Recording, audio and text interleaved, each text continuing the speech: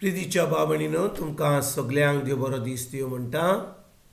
आयज मंगळार आनी आयचें शिवर्तमान जावन आसा लुकाचो 19 वोड 1 ते 10 पर्यंत. लूक चॅप्टर 19 वर्सेस 1 to 10.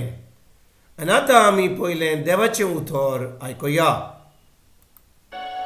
जेजू जेरिकांत भितर सरून नगरांतल्यान चलत वेतालो. जाकेव नांवाचो मुखेल 2 वसुलदारांतलो एकलो आनीक आस्तीक मनीस ओचितूच थंय पावलो.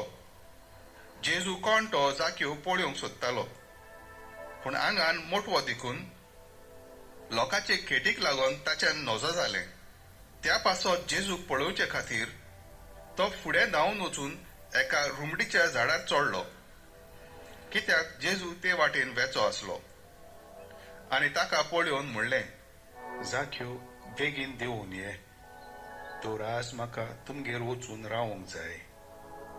आनी तो वेगी देंवलो आनी कुशालकायेन ताका आपणागेर सोनीमान केलो. हें पळोवन सगल्या लोकांन गुणगुणून म्हणलें, फातकी मनशांगेर रावंक गेला मरे हो. सगल्यांचे नदरेक उबो रावन जाकेवान सोम्याक म्हणलें, सायबा पळय, म्हाका आसा तितल्याचोय अर्दो वांटो हांव गरिबांक दितां, आनी हांवें कोणाक फसयल्यान जाल्यार चौपट परतून दितां. जेजून ताका म्हणलें, आज ह्या घराक धारोण आयलें, कित्याक होय आब्रामाचो पूत. थोर मनशाचो पूत सांडलेल्यांक सोदून काडूंक आनी धारोण दिवंक आयला.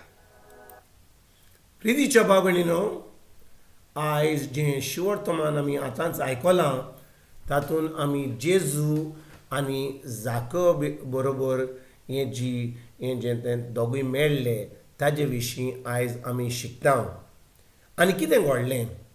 जाक्यो एक मुखेल 2 वसुलदार आसलो. आनी बाबणीनो, आमी सगळीं जाणो की एक 2 वसुलदार सामको बरे भाशेन जियेना. तो सदांच कितें तरी म्हणजे दुडू सुबेज एकठांय करता, कशे भाशेन लोकांक नागोवन दुडू एकठांय करता. आनी हो 2 वसुलदार जाक्यो जेजूक पळोवंक सोदतालो. आनी बाबडीनो, हो जो 2 वसुलदार जो पातकी आसलो, जेजू कित्याक गाय पळोवंक सोदतालो? ताणें जेजूची खबर आयकल्ली की हो जेजू मिलाग्री कोत्ता, ओजाबांक कोत्ता, शिकोण दिता, बुकेल्यांक खाण दिता, बेड्यांक कान दिता, कुड्ड्यांक दोळे दिता. म्हणून हे सगळी खबरो जेजू विशीं ताणें आयकल्ल्यो. आनी तो आतां जेजूक पळोवंक सोदतालो. पूण बाबणीनो, समाजाचो लोक म्हणजे सगळो लोक जो आसलो, जाक्योक एक पातकी म्हणून समजलो. ताका थंयचो लागीं दवरनासले. पूण जाक्योक लोकांक बरें येवपाक बरें दिसनासलें, कित्याक तो एक पातकी आसलो. तो आतां देवा कडसून पयस गेल्लो, कित्याक तो आतां पातकान बुडलोलो. लोक ताका पयस दवरतलो म्हणून तो आतां लोकां मशीं येवंक सोदिना. म्हणून एका जांबळीच्या झाडा कडेन तो चडटा. एका जांबळीच्या झाडार चडटा आनी तो जाणत की त्या वाटेर जेजू वचपाचो आसा, तो चडटा आनी थंयसर चडोन तो आतां रावता जेजू केन्ना त्या वाटेन वेतलो म्हणून. आनी बाबडीनो, जेन्ना जेजू त्या जांबळीच्या झाडा कडेन पावता, जेजू वयर पडयता आनी जाक्योक म्हणटा, जाक्योस, खाला ये, आयज हांव तुज्या घरा येतां. आयज तुज्या घरांत आख्खो दीस हांव सादतलों, कित्याक म्हाका जाय तुज्या घरा येवन तुमकां सगळ्यांक मेळपाक. आनी भाव जाक्यो बेगीन सकयल येता, इतलो खुशाल जाता की जेजून ताका सांगलां की आपल्या घरा येता म्हणून. आनी तो जेजूक आपल्या घरा घेवन वता. आनी भाव व्हडली मेलाक घडटा ती ही, जेन्ना तो घरा पावता तो म्हणटा, जेजू म्हणटा, पळय, म्हाका आसा तितलोय अर्दो वांटो हांव गरिबांक दितां, आनी हांवें कोणाक फसयल्यान जाल्यार चौपट परतून दितां. बाबडीनो, जेन्ना जेजू कोणाक मेळटा, आमी जेजूक मेळटा, जेजू आमकां मेळटा, आमी आमचें जिवीत बदलता, आमचें मन बदलता, आमचें जिवीत बदलता. आमच्यान ह्या संवसाराच्या वस्तूंचेर आमच्यान आमचे दोळे दवरूंक जायना. आमी आतां ह्या संवसाराच्या मोगान पडोंक जायना, कित्याक आमी आतां जेजूच्या मोगान पडटा. भाव भयणीनो, हो जो पातकी इतले दुडू एकठांय केल्ले, तो आतां जेजूक मेळोन म्हणटा, सायबा म्हणटा, म्हाका आसला तितलें अर्द वांटो हांव गरिबांक दितां. म्हणजे इतलीं वर्सां ताणें सगळे दुडू जे एकठांय केले, ताणें तो जाणो आसलो की ताणें गरिबांक फटयलेले, लोकांक फसयल्ले. तो आतां गरिबांक ताजो अर्द वांटो तो आपल्या गरिबांक दिवपाक तयार आसलो.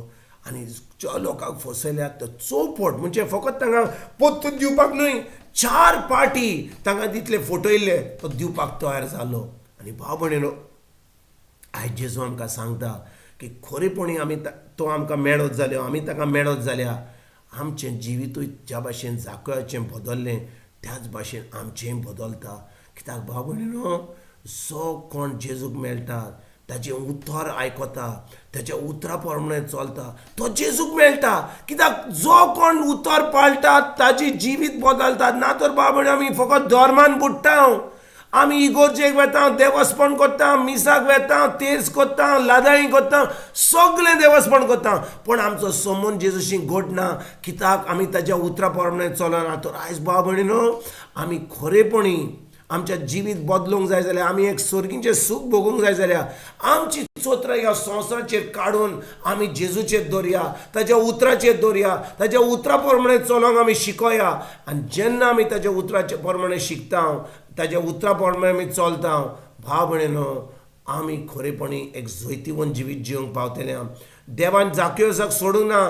ताणें आपल्या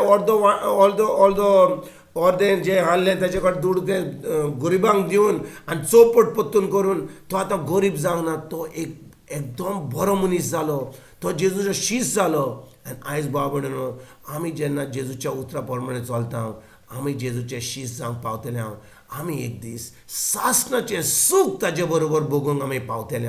हीच तयारी करपाक आयजतान आमी सुरवात करुया. तुमकां आनी तुमच्या फॅमिलीक एक बरो दीस आवडटा आनी परतून तुमचे कडेन उलोवपाक फाल्यां हाजीर जातलो. तुमकां सगल्यांक आमच्या सर्वंडारा जेजूची कृपा, आमच्या सर्गीच्या बापाचो मोग आनी पवित्र आत्म्याचो एकवट तुमकां आनी तुमच्या फॅमिलीक हांव आवडटां.